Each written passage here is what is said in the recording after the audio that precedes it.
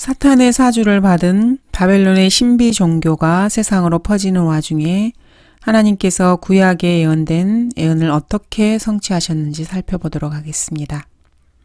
인용한 성경은 한글 킹제임스 성경입니다. BC 5년경 갈릴리의 한 마을에서 어느 저녁날 놀라운 일이 벌어졌습니다. 하나님께서 천사 가브리엘을 마리아라는 젊은 유대 처녀에게 보내셨던 것입니다. 가브리엘은 그녀가 가장 높으신 분의 아들, 곧 하나님의 아들을 잉태할 것이라고 마리아에게 말했습니다. 가브리엘 천사의 이러한 말에 마리아는 처음에는 당황했지만은 보소서 주의 여종이오니 당신의 말씀대로 이루어지이다 라고 화답하였습니다. 성령께서 그날 마리아에게 임하시어 마리아에게는 하나님의 아들이 잉태되게 되었습니다. 우주를 창조하신 하나님께서 어느 한 인간을 통해서 세상으로 오셨던 것입니다. 요한복음입니다. 그가 세상에 계셨고 세상이 그에 의하여 지은 바 되었으나 세상은 그를 알지 못하더라.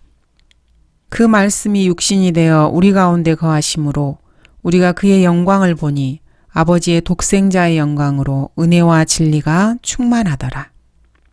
그러나 악의 세력이 알아차리는 것 또한 그렇게 오랜 시간이 걸리진 않았습니다. 사탄은 경계할 수밖에 없었습니다. 창세기 3장 15절에서 약속한 여자의 씨가 마침내 성취되고 있었기 때문입니다.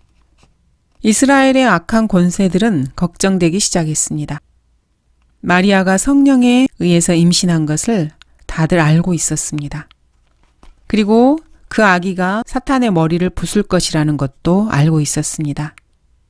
자, 그래서 사탄은 자신이 먼저 선제 공격을 해서 하나님의 아들의 머리를 자신이 먼저 부수기를 계획했습니다. 즉, 그 아기를 먼저 죽이려고 했던 것입니다.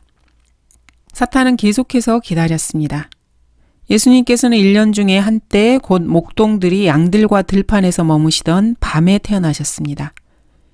예수님이 태어나셨을 때는 목동들이 밖에서 양들을 치고 있었던 때입니다. 결코 겨울인 12월 25일이 아니었습니다. 그때 그 고을에 목자들이 있었는데 들에서 묵으면서 밤에 양떼를 지키더라.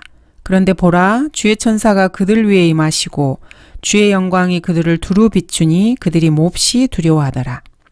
그 천사가 그들에게 말하기를 두려워 말라. 보라, 이는 내가 너희에게 큰 기쁨의 좋은 소식을 알림이니 이것은 모든 백성을 위한 것이라.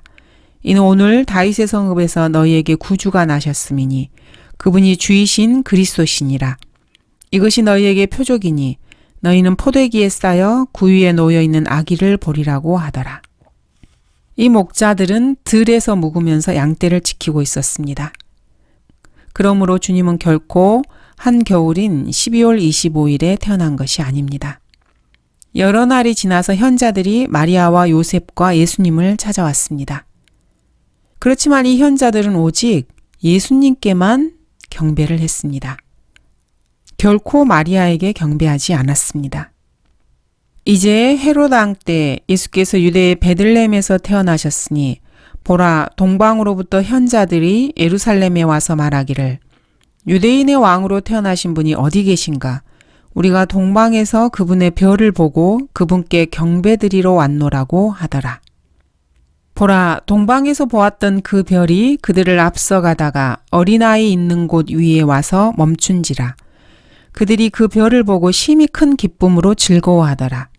그들이 그 집에 들어가서 그 어린아이가 모친 마리아와 함께 있는 것을 보고 엎드려 그에게 경배하고 보물함을 열어 황금과 유향과 모략을 예물로 드리니라.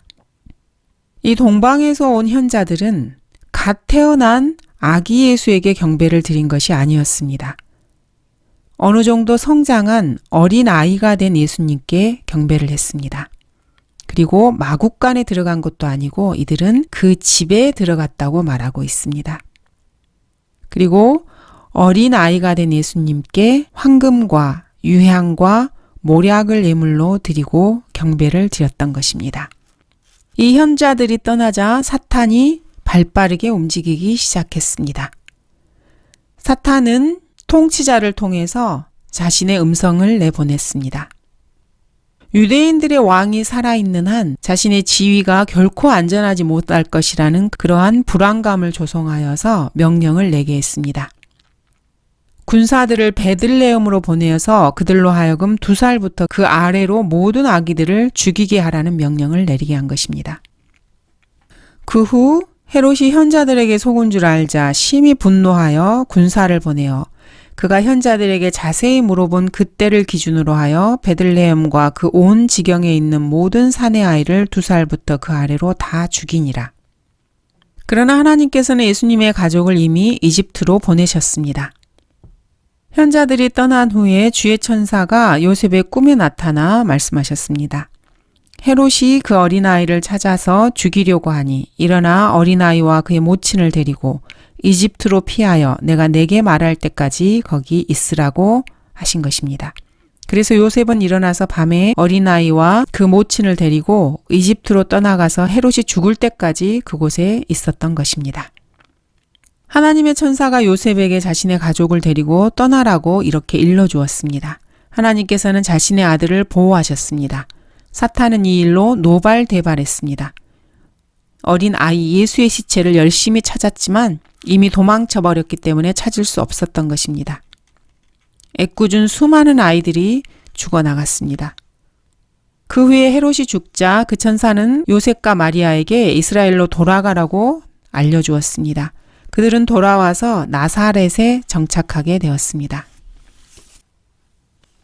그러나 헤롯이 죽은 후 보라, 주의 천사가 이집트에서 요셉에게 꿈에 나타나 말하기를 일어나 그 어린아이와 그의 모친을 데리고 이스라엘 땅으로 가라. 어린아이의 생명을 찾던 자들이 죽었느니라고 하니 그가 일어나 어린아이와 아이의 모친을 데리고 이스라엘 땅으로 들어오니라. 나사렛이라는 성읍에 와서 사니 이는 선지자를 통하여 그가 나사렛 사람으로 불리리라고 말씀하신 것을 이루려 함이라. 이렇게 사탄의 첫 번째 공격은 처참히 실패했습니다. 겉으로 보기에 예수님의 가족은 여느 가족과 전혀 다른 것이 없었습니다. 예수님이 하나님의 아들이셨다는 것을 빼고는 주님은 아버지가 다른 4명의 형제들, 곧 야고보, 요세, 시몬, 유다와 2명 이상의 누이들과 함께 자라셨습니다. 이들은 모두가 다 예수님과 아버지가 다른 남매들이었습니다. 왜냐하면 예수님의 아버지는 하나님 아버지셨기 때문입니다. 마리아는 하나님께 복을 받았습니다. 즉 계속해서 처녀로 남아있지 않고 요셉을 통해서 6명 이상의 자녀를 두었던 것입니다. 구약에서는 불임은 복이 아닌 저주로 여겨졌습니다. 하지만 마리아는 많은 아이들을 낳았습니다. 요셉은 자신의 목수 기술을 예수님께 전수해 주었습니다. 이는 이스라엘의 관습이었습니다. 자, 우리 그리스도인들은 예수님의 유년기에 관해서 어떻게 알 수 있습니까? 성경에는 아주 분명한 2구절이 있습니다. 주 예수께서 그들, 즉 마리아와 요셉과 함께 내려가 나사렛에 오셔서 그들에게 순종하셨다고 말씀하고 계십니다. 또 다른 구절에서는 예수께서는 지혜와 키가 자라고 하나님과 사람의 총애 속에서 자라가시더라 이렇게 말씀하십니다. 다른 유대인 소년처럼 자라는 것이 이러한 호의를 얻는 유일한 길이었습니다. 그렇지만 예수님께서 성장하시자 모든 것이 다 바뀌었습니다. 30세가 되자 예수님은 사역을 시작하셨습니다. 하나님께서는 이미 침례인 요한에게 하나님의 아들의 참 사명을 알려주셨습니다. 즉 인류의 죄값을 대신 치를 희생양이 되시는 것이라는 것입니다. 침례인 요한은 이렇게 외쳤습니다. 보라, 세상 죄를 제거하는 하나님의 어린 양이라. 그리고 예수님께 침례를 해드렸습니다.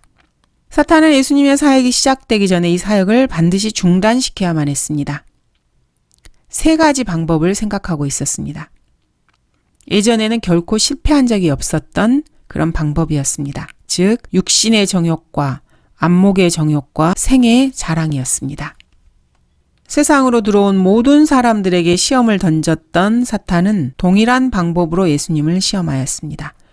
에덴 동산 이후 남녀노소 그 누구도 이 마귀의 요구에 저항할 수 없었습니다.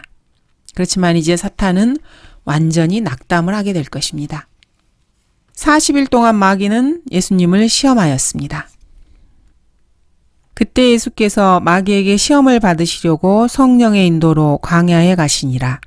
40일 낮과 밤을 금식하신 후 시장하게 되셨을 때 그 시험하는 자가 주께 나와 말하기를 내가 하나님의 아들이면 이 돌들에게 명하여 빵이 되게 하라고 하더라.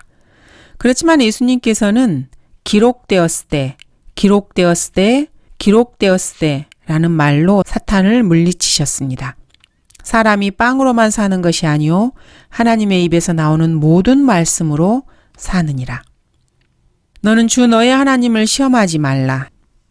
사탄아 여기서 물러가라. 기록되었을 때 너는 주 너의 하나님께 경배하고 오직 그분만을 섬기라. 기록된 말씀으로 예수님께서는 사탄을 물리치셨습니다. 마귀는 주님을 떠날 수밖에 없었습니다. 그리고 천사들이 와서 주님을 섬겼습니다. 이러한 실패에 사탄은 경노할 수밖에 없었습니다. 아무도 날 이렇게 대한 적이 없는데. 좋아. 그렇다면 이제 그의 가족을 통해서 공격을 해야지. 사탄은 예수님을 떠났습니다. 그러나 영원히 떠난 것은 아니었고 잠시뿐이었습니다. 예수님께서는 사탄이 떠난 후에 백성들을 가르치기 시작하셨습니다. 예수님께서는 이렇게 말씀하셨습니다. 그날에 많은 사람들이 나에게 와서 주여 주여 우리가 주의 이름으로 예언하지 아니하였으며 주의 이름으로 마귀들을 쫓아내지 아니하였으며 또 주의 이름으로 많은 경이로운 일들을 행하지 아니하였나이까 라고 말하리니 그때 내가 그들에게 분명히 말하되 나는 너희를 전혀 알지 못하니 너희 불법을 행하는 자들아 내게서 떠나가라. 예수님께서 이렇게 하신 말씀이 무슨 뜻이었는지 아시겠습니까? 예수님께서는 이러한 산상설교에서 예수님이 최후의 심판날의 심판주라고 공개적으로 선언하셨던 것입니다. 귀 있는 사람들이 모두 들을 수 있도록 주님께서는 아주 쉬운 언어로 이렇게 선포하셨습니다. 주 예수 그리스도가 바로 전능하신 하나님이셨던 것입니다. 마귀와 그의 천사들은 이 일이 자신들이 통제할 수 없는 일이라는 것을 곧 알게 되었습니다. 사탄이 2000년 이상을 공들였던 일이 수포로 돌아갈 처지에 놓인 것입니다. 사탄은 빨리 뭔가 조치를 취해야만 했습니다. 그래서 이렇게 결심했습니다. 예수를 시험할 때가 되었어. 그의 가족을 통해서 말이야. 사탄은 예수님의 가족을 세심히 눈여겨보아왔습니다. 요셉과 마리아가 결혼한 지 9개월이 안 되어서 예수님이 태어나신 일은 마을의 이야기거리가 되었습니다. 어두운 구름이 예수님의 전 생애에 드리워져 있었습니다. 3년 동안 사역을 하셨음에도 성경은 슬픈 진실을 우리에게 조용하게 말해주고 있습니다. 요한복음 7장 5절은 이렇게 한마디를 기록하고 있습니다. 이는 주의 형제들까지도 주를 믿지 아니함이더라. 사탄은 이것을 하나님의 아들을 대적하여 사용하기로 결심했습니다. 어느 날 예수님께서 가르치실 때 누군가 나타나 말했습니다. 보소서 당신의 모친과 형제들이 당신과 이야기하려고 밖에 서 있나이다. 예수님이 말씀하셨습니다. 누가 내 모친이며 누가 내 형제들이냐? 나의 모친과 나의 형제들을 보라. 누구든지 하늘에 계신 내 아버지의 뜻을 행하는 그 사람이 나의 형제요, 자매요, 모친이니라. 마리아와 마리아의 자녀들이 예수님의 가족이라고 해서 예수님께 특별히 다가가진 못했습니다. 중요한 것은 그분의 육신적인 가족이라는 사실이 아니고 그분의 말씀에 순종하고 그분을 따르는가였습니다. 예수님은 이렇게 자신의 육신적인 친척들을 전혀 두려워하지 않으셨습니다. 다시 사탄은 실패한 것입니다. 평범한 사람이라면 이러한 압박에 아마 낙담하고 힘을 잃었을 것입니다. 그렇지만 예수님은 평범한 사람이 아니었습니다. 육신을 입으신 하나님 자신이셨습니다. 대중이나 예수님의 형제 자매들이 제 아무리 압박하고 거절해도 예수님의 사명과 메시지를 가볍게 여기거나 변경시키지 못했습니다. 마귀는 다시 한번 시도했습니다. 어느 날 한 여인이 목소리를 높여 예수님께 말했습니다. 당신을 낳은 태와 당신을 먹인 젖이 복이 있나이다. 예수님은 이렇게 말씀하셨습니다. 정녕 하나님의 말씀을 듣고 그것을 지키는 사람들이 오히려 복이 있느니라. 그녀는 예수님이 마리아를 높이기를 원했습니다. 이것이 바벨론 종교의 본질이기 때문입니다. 그러나 예수님은 잠시도 이러한 말에 휘둘리지 않으셨습니다. 마귀는 예수님을 통해서 자기 자신이 섬김을 받도록 하려는 모든 일에 실패했습니다. 예수님은 마리아나 자신의 가족 그 누구도 높이지 않으셨습니다. 사탄에게는 이제 더 이상 선택사항이 없었습니다. 사탄은 이제 마지막 일을 수행하려고 합니다. 이제 예수님께서 죽으실 때가 되었습니다. 그는 유대교라는 종교 뒤에 숨어있는 제사장들과 바리새인들을 이용해서 하나님의 아들을 죽일 계획을 세웠습니다. 예수님의 머리를 부수려고 했던 것입니다. 나무에 매달린 자는 하나님께 저주를 받았음이라는 성경 말씀을 사탄도 잘 알고 있었습니다. 나무에 예수님을 매달을 계획을 세운 것입니다. 사탄의 충동질에 놀아나는 바리새인들과 종교 지도자들은 예수를 잡아라, 그를 죽이라, 십자가에 못 박으라 이러한 말을 내뱉었습니다. 그러나 예수님은 그들을 두려워하지 않으셨습니다. 사람 속에 무엇이 들어있는지 예수님께서는 이미 잘 알고 계셨기 때문입니다. 예수님께서는 끝까지 담대하게 말씀하셨습니다. 너희 뱀들아, 독사들의 세대야, 어떻게 너희가 지옥의 저주에서 피할 수 있겠느냐? 그들은 자신들과 같은 종교적인 지위를 가진 자신들에게 이렇게 말하는 33살 반의 남성에게 감히 어떻게 자신들에게 대드냐고 감이라는 말을 사용했습니다. 그리고 더 이상 참을 수 없었습니다. 그리고 이제 마침내 끝이 오고야 말았습니다. 이스라엘에서는 6월절마다 어린 양을 잡았습니다. 대제사장을 포함한 모든 유대인들은 그들의 죄를 대신하기 위해 전체 양 가운데서 점 없고 흠 없는 어린 양 한 마리를 골랐습니다. 각 가정에서는 한 마리씩 골랐습니다. 대제사장 역시 어린 양을 가져왔는데 그것은 6월절 닷새 전에 무리가 보는 앞에서 성전까지 끌고 가는 것이었습니다. 여러 해 동안 여러 의식에서 백성들은 종려나무 가지를 잘랐습니다. 6월절에는 시편 113편에서 118편을 노래하면서 하나님의 위대한 역사를 상기했고 자신들을 구원하실 메시아를 생각했습니다. 이때 유대인들이 행했던 위대한 할례에 대해서 알아보도록 하겠습니다. 바벨론 탈무드에는 이러한 위대한 할례에 대해서 흥미로운 사실들을 포함하고 있습니다. 그 시편에는 출애굽, 홍해를 나누심, 그리고 토라를 주심, 죽은 자의 부활, 그리고 메시아의 비통함이 포함되어 있습니다. 시편 114편에서는 이스라엘이 이집트에서 나왔다는 출애굽 상황을 말씀하고 계십니다. 같은 장 3절에서는 바다가 이를 보고 도망쳤으며 이렇게 홍해를 가르신 사건을 언급하고 있습니다. 4절에서는 산들은 순양들처럼 뛰놀았으며 이렇게 토라를 주신 것에 대해서 기록하고 있습니다. 내가 산자들의 땅에서 주 앞에 걸으리이다. 이렇게 시편 116편 9절에서는 죽은 자의 부활을 말씀하고 있습니다. 또한 시편 115편 1절에서는 메시아의 비통함을 다루고 있습니다. 영광을 우리에게 돌리지 마소서, 오 주여 우리에게 돌리지 마시고. 예수님께서는 아기를 타고 예루살렘 거리를 지나가셨을 때 사람들은 이렇게 외쳤습니다. 지금 구원하소서, 즉 호산나를 외쳤던 것입니다. 그들은 예수님께서 메시아와 이스라엘의 참된 왕이 되시려고 오셨다고 생각을 했습니다. 그래서 하나님의 나라가 완전히 나타날 것을 기대했던 것입니다. 그리고 곧 로마인들이 패배할 것으로 여겼습니다. 그러나 이스라엘 백성은 곧 끔찍하게 실망을 하게 될 것입니다. 예루살렘 사람들은 곧 놀라지 않을 수 없었습니다. 주님은 자신들이 기대했던 만왕의 왕의 모습이 아니었기 때문입니다. 마침내 참된 하나님의 어린 양이 이 땅에 도착하셨습니다. 하지만 모든 백성에게는 예수님은 세속적인 왕과 별 다름이 없었습니다. 그들이 기대한 것은 세속적인 왕이었습니다. 자신들을 구해줄 세속적인 왕을 구했던 것입니다. 그들은 주의 이름으로 오시는 이스라엘의 왕은 복이 있도다 이렇게 외쳤습니다. 다윗의 아들에게 호산나, 지극히 높은 곳에서 호산나. 이것은 스가랴 9장 9절에서 예언된 그 날이 성취된 것입니다. 오 시온에 따라 크게 기뻐하라. 오 예루살렘에 따라 소리 지르라. 보라 내 왕이 내게 오시나니 그는 공의로우시며 구원을 지니셨고 겸손하시며 나귀를 타시리니 나귀의 새끼인 어린 나귀니라. 그 다음날 예수님께서는 성전을 정결케 하셨습니다.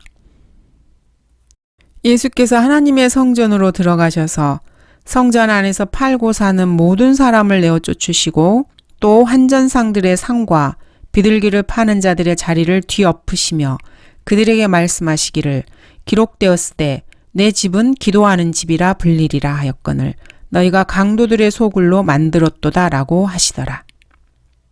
또 눈먼 자들과 절름발이들이 성전에서 주께 나아오니 주께서 그들을 고쳐주시더라. 많은 사람들이 그 일로 주님의 통치가 시작될 것이라고 생각을 했습니다. 그러나 그렇지 않았습니다. 예수님이 6월절에 예루살렘에 오신 진짜 이유를 사람들은 깨닫지 못했던 것입니다. 제사장들은 6월절 어린 양을 4일 동안 유심히 살펴보았습니다. 그 어린 양이 완전하고 흠이 없는지를 꼼꼼하게 살펴보았던 것입니다. 그리고 그 어린 양을 밖에 묶어두고 모든 이들이 어린 양의 순결함을 확인할 수 있게 했습니다. 예수님 역시 어린 양으로서 4일 동안 조사를 받으셨습니다. 모든 계명 중에 첫째가 무엇이니까? 이런 질문도 받으셨습니다. 선생님, 우리는 당신이 진실함을 아나이다. 카이사에게 세금을 내는 것이 옳으니까 옳지 아니하나이까? 부활 때 그 여인은 7 가운데 누구의 아내가 되겠나이까? 무슨 권세로 이런 일을 행하시나이까? 이러한 수없이 많은 질문들을 예수님께서는 받으셨습니다. 예수님께서는 이러한 모든 질문에 완벽하게 답변하셨습니다. 그 이후에는 감히 아무도 주님께 어떤 질문도 묻지 못했습니다. 서기관들과 선임 제사장들, 장로들, 사두개인들, 바리새인들, 헤롯 당원들 그 누구도 주님에게서 어떠한 죄도 찾지 못했습니다. 흠없는 어린 양이심이 밝혀지신 것입니다. 마지막 만찬 때 예수님은 빵을 가지고 이것은 너희를 위하여 쪼개진 나의 몸이니 받아 먹으라. 이것을 행하여 나를 기억하라. 이렇게 말씀하셨습니다. 하지만 이것은 예수님의 실제적인 살이 아니었다는 것에 주목해야 합니다. 첫째, 예수님께서는 바로 그곳에 제자들과 함께 계셨습니다. 둘째, 인육을 먹는 것은 하나님의 법을 대적하는 것입니다. 예수님께서는 이교도적인 새로운 빵신 종교를 시작하고 계시지 않았습니다. 주의 만찬은 주님께서 하신 일을 기억하는 것입니다. 주님께서는 이제 막 있을 일은 사람들의 유익을 위해서였습니다. 예수님께서는 이제 곧 자신을 생명의 빵으로 주시고자 했던 것입니다. 바로 우리 인간들을 위해서 말입니다. 여러 시간 뒤에 예수님께서는 재판을 받으셨고 사람들에게 정죄받으셨고 사형을 선고받으셨습니다. 사람들의 태도는 갑자기 돌변하였습니다. 아, 저 사람은 우리의 왕이 아니야. 어디 맛 좀 봐. 아마 돌을 던지고 야유하는 사람들도 있었을 것입니다. 그리고 주님께서는 자신이 짊어지셔야 할 형틀을 메고 옮기셨습니다. 며칠 전까지만 해도 예수님께서는 이들의 구주와 왕이셨습니다. 사람들이 예수님을 환영하고 호산나를 외쳤습니다. 그런데 이제 동일한 사람들이 그를 십자가에 못 박으소서 이렇게 외쳐댔던 것입니다. 다윗의 아들이신 왕께 호산나 이렇게 외쳤던 사람들이 카이사 외에는 우리에게 왕이 없나이다. 동일한 입술로 전혀 다른 말을 내뱉었습니다. 이것이 역사에서 가장 어두웠던 날이었습니다. 그때 하나님께서는 자신이 범하지 않은 죄들로 인해 죽임을 당하신 것입니다. 결코 죄를 짓지 않은 한 사람이 우리 인간의 죄값을 치러주셨습니다. 예수님께서는 십자가에 매달리셔서도 이렇게 기도하셨습니다. 아버지시여 저들의 죄들을 용서해 주옵소서. 그들은 자기들이 하는 것을 알지 못하나이다. 하나님께서 세상을 이처럼 사랑하셔서 그의 독생자를 주셨으니 이는 그를 믿는 사람은 누구든지 멸망하지 않고 영생을 얻게 하려 하심이니라. 사탄은 아마 이때 안도의 한숨을 내쉬었을 것입니다. 하나님의 어린 양을 올려다보면서 비웃었을 것입니다. 내가 드디어 이겼네. 네가 스스로 벌인 게임에서 내가 이겼어.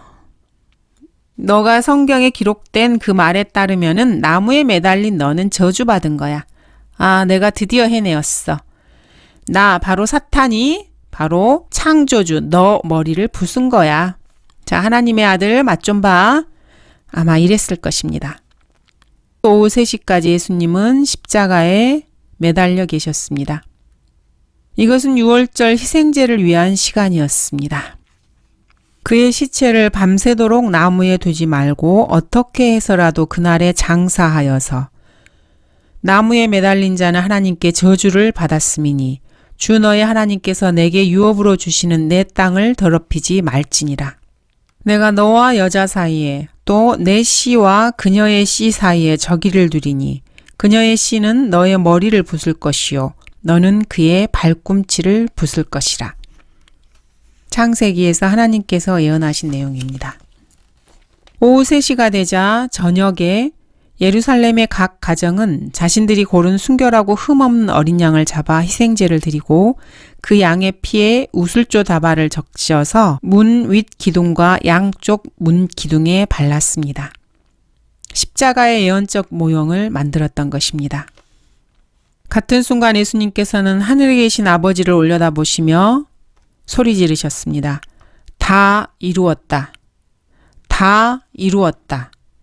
예수님께서 이렇게 말씀하시고 고개를 떨구자 갑자기 두껍게 짜인 성전의 휘장이 위에서 아래로 찢어졌습니다. 하나님께서 그 두꺼운 휘장을 찍 하고 찢어버리신 것입니다. 보이지 않는 손이 지성소로 가는 길을 열어놓으셨습니다. 아버지 하나님께서는 인류의 죄값을 치르기 위한 그분의 아들의 한 번의 속죄제를 영원히 받아들이셨습니다. 그렇지만 이것은 시작에 불과했습니다. 염소와 송아지의 피로 아니하고 오직 자신의 피로 한 번 성소에 들어가셔서 우리를 위하여 영원한 구속을 이루셨느니라. 그리하여 세상의 기초가 놓인 이래로 그가 여러 번 고난을 당하셨어야 될 것이지만 이제 그는 자신을 희생 제물로 드려 죄를 없애시려고 세상 끝에 한 번 나타나셨느니라. 한 번 죽는 것은 사람들에게 정해진 것이고 그 뒤에 심판이 정해진 것 같이 그리스도께서도 많은 사람의 죄들을 담당하시려고 한 번 드려주셨고 두 번째는 자기를 바라는 자들을 구원에 이르게 하시려고 죄 없이 나타나시리라. 그 후 3일간의 일들은 결코 잊지 못할 것입니다. 예수 그리스도께서 돌아가시고 예수 그리스도께서 숨을 거두시는 순간에 지진이 그 성읍을 강타했습니다. 그리고 무덤들이 열리기 시작했습니다. 이것은 온갖 문제를 아마 야기했을 것입니다. 그들은 무교절이라고 불리는 7일간의 거룩한 날들을 시작하고 있었고 불결한 사람은 아무도 거기에 참여할 수 없었습니다. 만약에 죽은 자들을 재매장하면은 불결해질 것입니다. 그래서 유대인들은 그들을 거기에 앉아 있도록 그냥 내버려 뒀을 것입니다. 예수께서 다시 큰 음성으로 소리 지르신 후 숨을 거두시더라. 그런데 보라, 성전의 휘장이 위에서 아래까지 돌로 찢어지고 땅이 흔들리며 바위들이 갈라지고 무덤들이 열리며 잠들었던 많은 성도들의 몸이 일어났으며 주께서 부활하신 후에 무덤에서 나와 거룩한 도성으로 들어가 많은 사람들에게 나타나더라. 다음 순간 예수님께서는 조용히 말씀하셨습니다. 아버지시여 내 영을 아버지의 손에 의탁하나이다. 그것을 보고 있었던 사람은 참으로 이 사람은 하나님의 아들이었도다 라고 고백하지 않을 수 없었습니다. 사람이 친구들을 위하여 자기 생명을 내어놓는 것보다 더 위대한 사랑은 없나니라고 성경은 기록하고 있습니다. 예수님께서는 자신의 생명을 내어놓으셨습니다. 자신들의 원수를 위해서 말입니다. 예수님께서는 그분의 마지막 말씀을 마치시고 고개를 떨구셨습니다. 그리고 주님은 죽으셨습니다. 사람들은 그분을 장사 지냈습니다. 하지만 사탄은 3일 낮과 3일 밤이 지나면은 요나처럼 부활할 것이라는 그러한 예언이 있다는 걸 잘 알고 있었습니다. 그래서 경비병들을 세우고 그 몸을 아무도 훔쳐가지 못하도록 큰 바위를 굴려서 무덤 입구를 막았습니다. 그곳에는 주님의 몸이 여전히 안치되어 있었습니다. 수요일 밤, 목요일, 목요일 밤, 금요일, 금요일 밤, 토요일, 그리고 마침내 일요일 아침. 해가 떠오르기 전 무슨 일이 일어났을 것 같습니까? 마귀는 좌절할 수밖에 없었을 것입니다. 예수님의 몸이 없어진 것입니다. 마귀가 속은 것일까요? 믿기지 않는 일이 벌어졌습니다. 또 한 차례의 큰 지진이 예루살렘을 강타했습니다. 그때 주의 천사가 돌을 굴리고 그 위에 앉아 있었습니다. 경비병들은 몹시 두려워서 기절을 했습니다. 부활하신 예수님께서 무덤을 떠나신 뒤에 공포에 질려 달아나 버린 것입니다. 그들이 이렇게 할 만한 충분한 이유가 있었습니다. 예수께서 무덤에서 일어나셨을 때 다른 많은 사람들도 그러했기 때문입니다. 열렸던 무덤들을 기억하고 계시겠죠? 때문에 많은 사람들은 분명 무서워 죽을 지경이었을 것입니다. 그러나 아직 하나님의 일은 끝나지 않았습니다. 부활하신 후 주님께 남은 시간은 그렇게 많지 않았습니다. 주님은 40일 동안 마지막 강론을 하셨습니다. 하늘과 땅에 있는 모든 권세를 나에게 주셨도다. 너희는 온 세상에 가서 모든 피조물에게 복음을 전파하라. 이렇게 말씀하셨던 주님의 손과 발의 못자국을 제자들은 보았을 것입니다. 믿는 자는 구원을 받을 것이나 믿지 않는 자는 정죄함을 받으리라. 그러므로 너희는 가서 모든 민족들을 가르치고 이렇게 명령하셨습니다. 이것이 전부가 아니었습니다. 그 뒤 예수님께서는 사도들의 마음을 여셔서 성경 전체를 깨닫게 해주셨습니다. 하나님의 사역을 위해서 선택된 그릇들은 하나님의 전체 계획에 완벽한 의미를 알게 되었습니다. 500명이 넘는 사람들이 부활하신 예수님을 동시에 보았습니다. 하지만 아직 최고의 순간은 오지 않았습니다. 2일 후에 예수님께서는 하늘로 올라가셨습니다. 사람들이 눈으로 직접 보는 가운데서 말입니다. 이것은 마술을 부려서 사람들을 속인 것이 결코 아니었습니다. 예수님은 구름이 사람들의 시야에서 주님을 가릴 때까지 많은 증인들 앞에서 눈에 보이게 위로 올라가셨습니다. 사람들이 하늘을 응시하고 있었을 때 말입니다. 그 뒤로 두 천사가 나타났습니다. 그리고 그들에게 예수께서 하늘로 올라가신 그대로 다시 오실 것이라고 말해 주었습니다. 주님이 돌아오실 때 주님은 그분의 성도들을 그분과 함께 데려오실 것입니다. 예수님께서 죽은 자들로부터 일어날 것을 알았다면 사탄이 과연 예수님을 십자가에 못 박았을까요? 어쨌든 마침내 하늘나라로 가는 길이 열리게 되었습니다.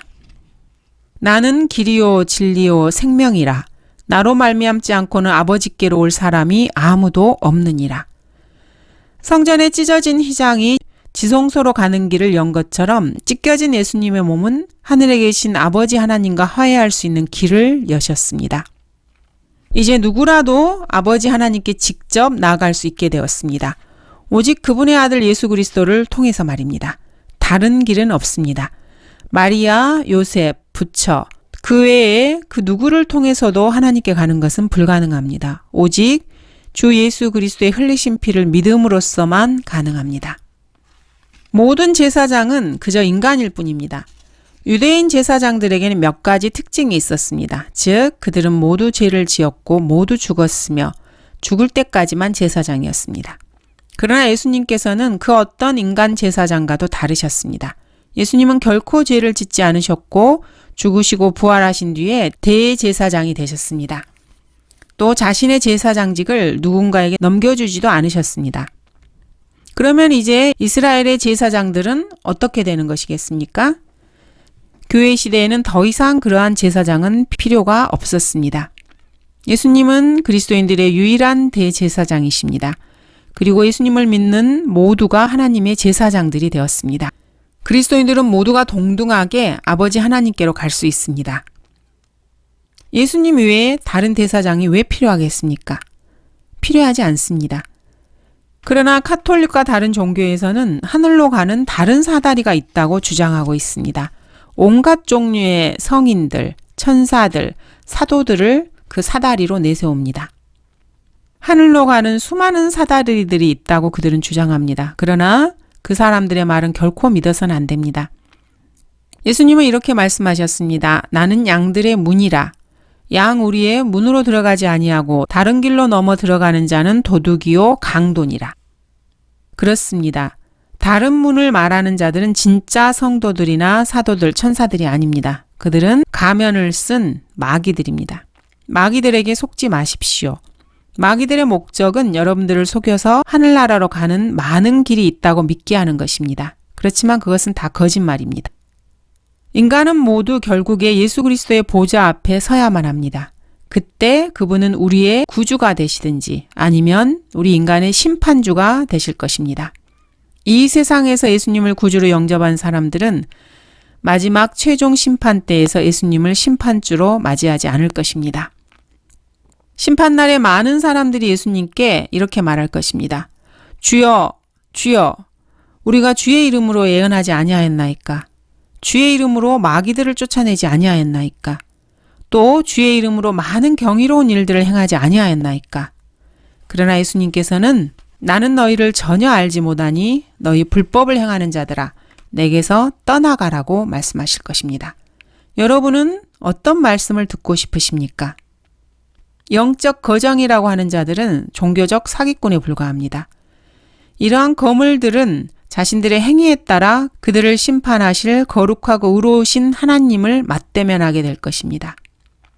하지만 예수 그리스도의 피로 구원받은 사람들은 나는 너희를 전혀 알지 못하니 너희 불법을 행하는 자들아 내게서 떠나가라 이런 말을 듣지는 않을 것입니다. 여러분이 듣고 싶은 말은 무엇입니까? 잘하였도다 착하고 신실한 종아 내 주인의 기쁨에 동참하라. 그러나 이러한 사람은 내가 보살피리니 곧 영이 가난하고 통회하고 내 말에 떠는 자라. 다시 한번 요약해 보도록 하겠습니다. 사탄은 큰 공경에 빠졌습니다. 약속된 여자의 씨인 하나님의 아들께서 땅으로 오고 계셨습니다. 사탄은 예수님을 증오하고 예수님을 죽이고 싶어 했지만 하나님은 언제나 사탄보다 한 발 앞서 계셨습니다. 그래서 사탄은 두 번째 계획에 들어갔습니다. 사탄은 예수님을 시험했던 것입니다. 그러나 그 일 역시 비참하게 실패로 끝났습니다. 모든 것을 가지신 분께 무엇을 드릴 수 있겠습니까? 무엇으로 시험할 수 있겠습니까? 주 예수께서는 마귀가 던진 모든 시험을 통과하셨고 바벨론 종교를 분명하게 거절하셨습니다. 그러나 마귀는 자신을 최후의 승자로 생각했습니다. 자신이 예수님을 배반당하고 재판받고 매맞고 십자가에 처형당하게 했기 때문입니다. 사탄은 또한 아버지 하나님이 그분의 아들을 저주하여서 창세기 3장 15절의 예언이 성취되는 것을 중단하기를 원했습니다. 그래서 사탄은 예수님의 머리를 상하게 했고 또 실제로 그런 것처럼 보였습니다. 그러나 3일 후에 주 예수 그리스도께서 죽은 자들로부터 살아나심으로 인해서 사탄의 계획은 완전히 무산되었습니다. 그 후 주님께서는 하나님의 말씀을 온 세상에 전파하도록 40일 동안 자신의 제자들을 준비시키셨습니다. 그리고 돌아오시겠다는 약속과 함께 증인들이 보는 데서 하늘로 들려 올라가셨습니다. 예수님은 우리의 위대한 제사장이시고 양들의 문이시며 길이요 진리요 생명이십니다. 예수 그리스도를 통하지 않고는 하늘나라로 갈 수 있는 다른 길은 없습니다. 우리의 모든 종교적 행위는 주님께 아무것도 아닙니다. 사람이라면 반드시 주 예수 그리스도를 믿음으로써만 구원받을 수 있습니다. 사탄은 패배했습니다. 그러나 이제 영적 전쟁이 막 시작되었을 뿐입니다. 여러분이 알든 모르든 모두가 다 영적 전장의 한 복판에 서 있는 것입니다. 감사합니다.